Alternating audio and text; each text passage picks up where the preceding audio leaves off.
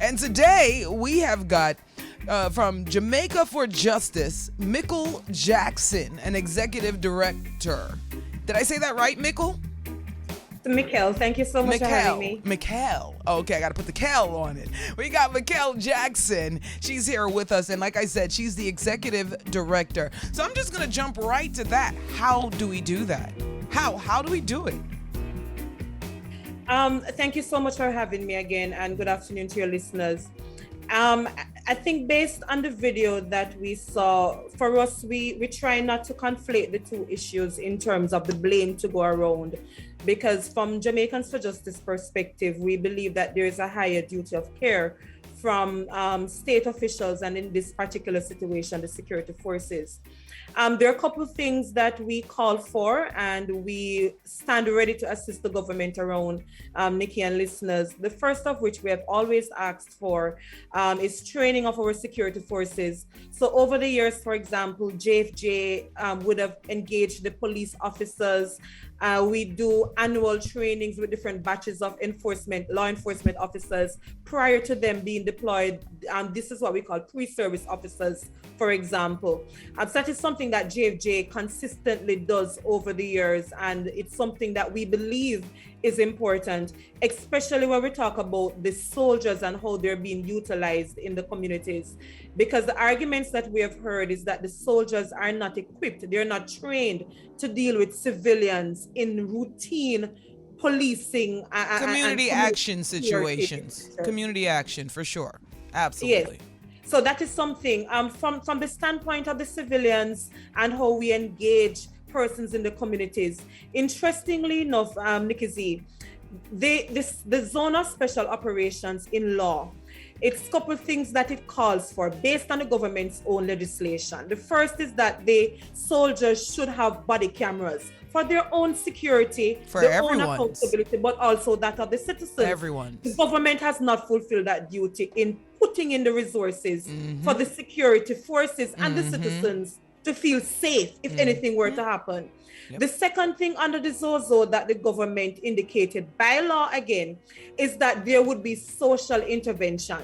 I know most of your listeners, I believe, would be young people, the youth, trying to get employment and so on. That is what the ZOZO asks for. And we have not gotten that concrete and definitive action from the government that enough resources are putting in place so persons within low-income communities, the marginalized young people, for example, can get the kind of work that they are deserving of, can get the kind of educational opportunities that they are deserving of. We don't hear the dollar figure behind the ZOZO yet. Yep. We don't hear how many people get trained yet. No and we believe that those things are important if we're talking about a full societal change.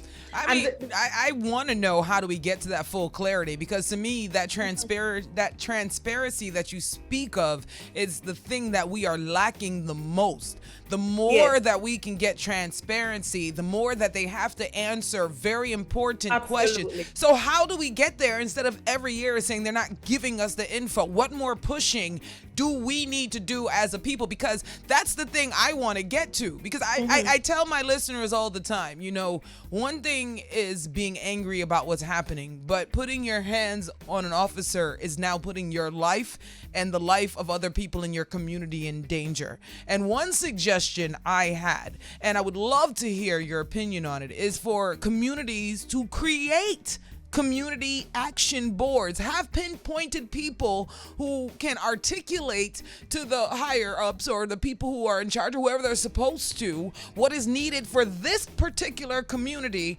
And if that can happen, then at least that can be a step towards finding some kind of a bridge for these two things to kind of work together. It's a little of everything that you mentioned. Today's Bob Marley's birthday. You hear the song "Get Up, Stand Up," and so on. Stand up for your rights. As Jamaican citizens, are we even aware of what our rights are? Absolutely. That is something that JFJ, we plan to launch a justice tour later on in the year, just to educate people, not only of their rights, but their responsibilities, and how collectively we can demand our brothers and sisters' rights to be respected. From the government standpoint, though, what we look at, the government has this program called the Restorative Justice Program. So we're talking about trained mediators, trained justices of the peace out there in the communities, talking about violence prevention and violence reduction. It's two different things, and the government has to put measures in place, work with the communities, and let me be very clear, listeners and Nikki Z, we believe from JFJ that soldiers ought not to be deployed in everyday community policing. I don't understand why I would see soldiers walking around with the rifles in communities and ain't nothing popping up. Because on top of that, every single morning, before I forget, for any of the officers that are listening right now, if you don't know how to hold a rifle, do not walk around in somebody's community with it swinging like this over your shoulder like you ain't got no sense and never had no training. Because your rifle can fire off and anything can happen when you're swinging it like this and it accidentally swing and bump something. I done seen that so many times. These officers holding the rifle in a way that is definitely not the way to hold the weapon. And I'm like, hello. So for sorry, us, I had to get that off my chest. I'm sorry. Okay. For us, we try to separate, and we have, by the way. Yeah. And nothing that we speak of from JFJ is condemning the entire force. No, never. No. That is something I want the listeners to be very clear about. But if we see, again, abuse, we have to call it out, because, again, we have to protect those who can't speak for themselves. But, this particular community, they have been under Zozo and SOE as far back as 2017. Right. And if you remember all of the other injustices by various state actors that they have been subjected to. So we call for the concept of community policing. So you don't have to just drag anybody off the street based on how you think they look or deeming everybody as criminals. The concept of community policing is deploying law enforcement officers in the communities to build the trust through the youth police clubs. For example, you play football with those in the communities. You have the police officers doing some sort of engagement with the youngsters in the communities. And the intention is that it will lead to the sort of whistleblowing, so to speak. When there are criminal elements, you can root them out and get rid of them. But trust has to be built first. And trust can't be built if you see a family member, for example, being dragged into the back of a van, and in your estimation, you believe that there was no reason for all of that. No reason for it. And I think we have to be fair. And to be talked to a certain way. Just to be talked to in a certain way. You're a hardworking human, just like you as a soldier are a hardworking human. You are not like my superior. So for you to talk to me like you just feel you're my superior, it's a mutual respect. Talk to me like you would talk to somebody at Starbucks, because literally we're at the same level. You know what I mean? There's no difference. Or talk to me, you see me at a cook shop, how you would say hi. That's how you're supposed to talk to me. You don't talk to me with puff up chest, because you're already creating a tension that's there. But I heard you say play football and stuff like that. So I'm going to reiterate and say it again to people listening. Community action. Everything starts right there, because when you have specific people in your specific community that are pinpointed for this, so when they get the youth from the youth club, youths could take charge of this community action and really bring to light what's needed for each community, really whistleblow to social media how many times they've reached out to the government, reached out to whoever they needed to reach out, and what response type they're getting from these people. I mean, there needs to be, like you said, greater accountability. But I also want you to speak to the citizens on the other side of the fence of this conversation, how to engage with these officers, especially if you've been approached or you're in a situation with one that seems a bit overly aggressive. What does the citizen's right entail that I can do, and what steps should I then take to prevent it from escalating further but not giving up my rights as a citizen?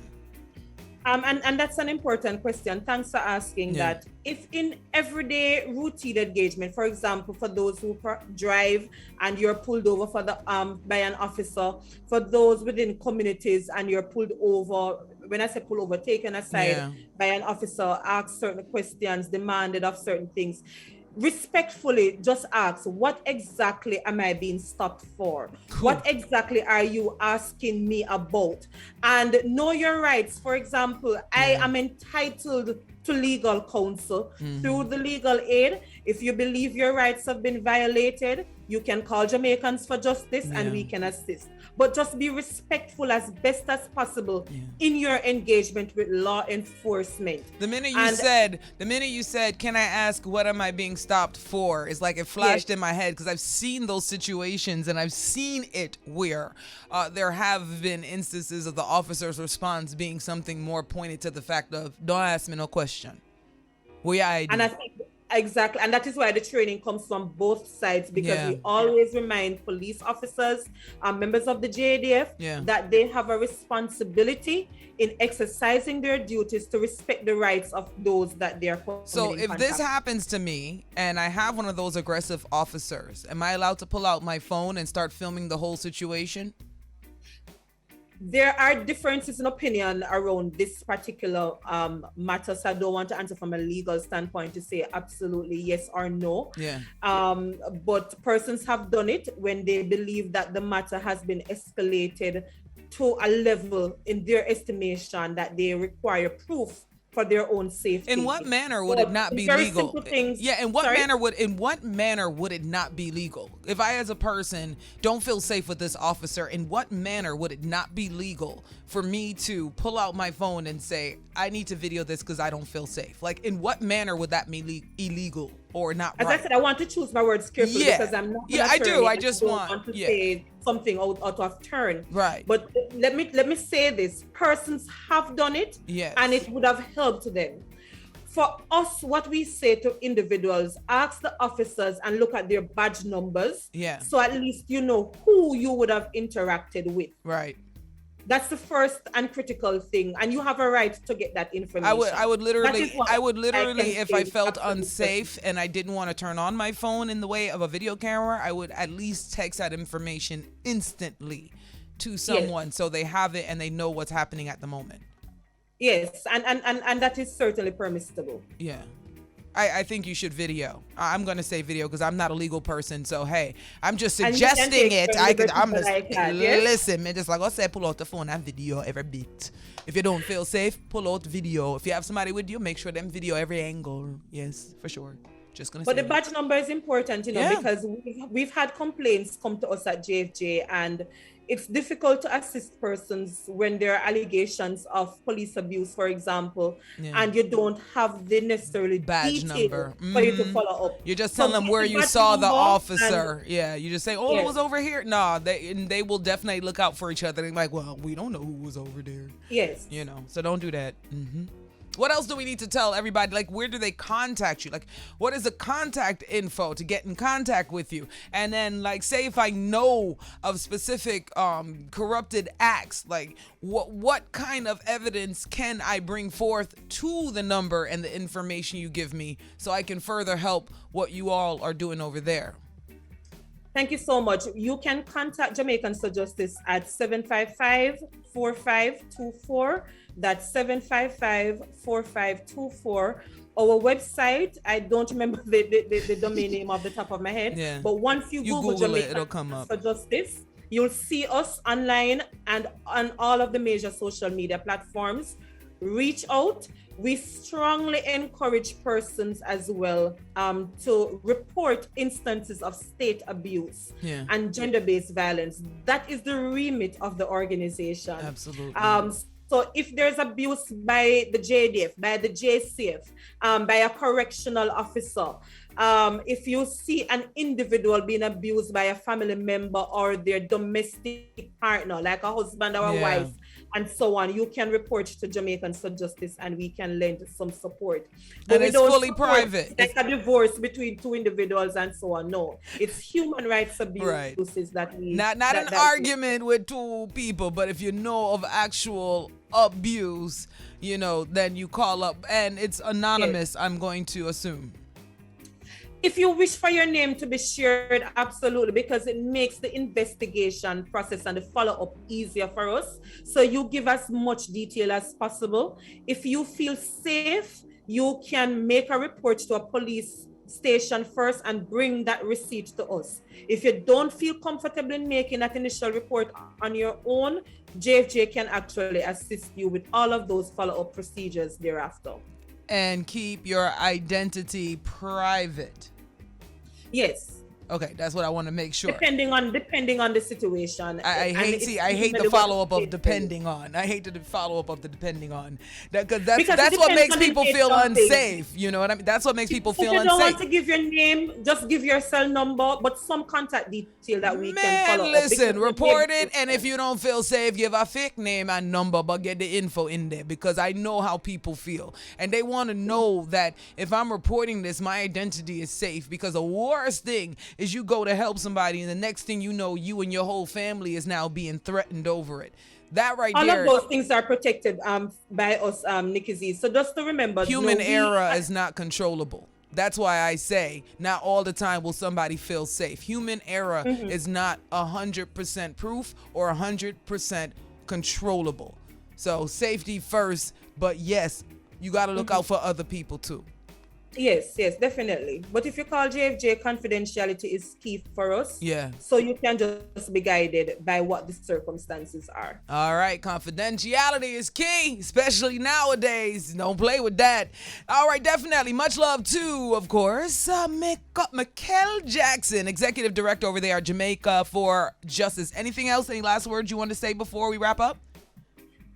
Just to say, continue to champion the cause. I'm happy to be here, and I encourage our listeners to listen to some of the words of not Marcus Garvey, sorry, yeah, I'm a fan Bob Marley. Bob Marley, and just stand up for whatever abuses you see. Stand up for your human rights. Absolutely. And encourage your brothers and sisters. Let me know all about that tour you guys are going to do, and feel free to come on here occasionally on our Community Wednesday and share the rights of citizens so that we can at least help however we can here at the bridge to get the word out to Jamaica. So people know their rights. You know your rights when you're pulled over. You know your rights if you're stopped on the street, somebody wants to search you. You know your rights if maybe you're in a fight and now the officers are threatening to arrest everybody. You know your rights if you get arrested and what is next. There's a lot of things that people don't know, and a lot of people that prey on the ignorance of the people. So I would love for you to express ourselves. Exactly. You are allowed to express yourself. That is not a crime, and no one should be put in the back of a cop car for that at all. So like I said, you are more than welcome. Shannon already has the link, so let's do this more often. Is that cool with you? Thank you so much. I appreciate it. Only for you, I would give up my live band music time, because this is where I'm live banding it. I'm live banding it, lady. I'm listening and I'm enjoying the music. Thank you. I'm gonna play this one just for you. Until next time. Bye.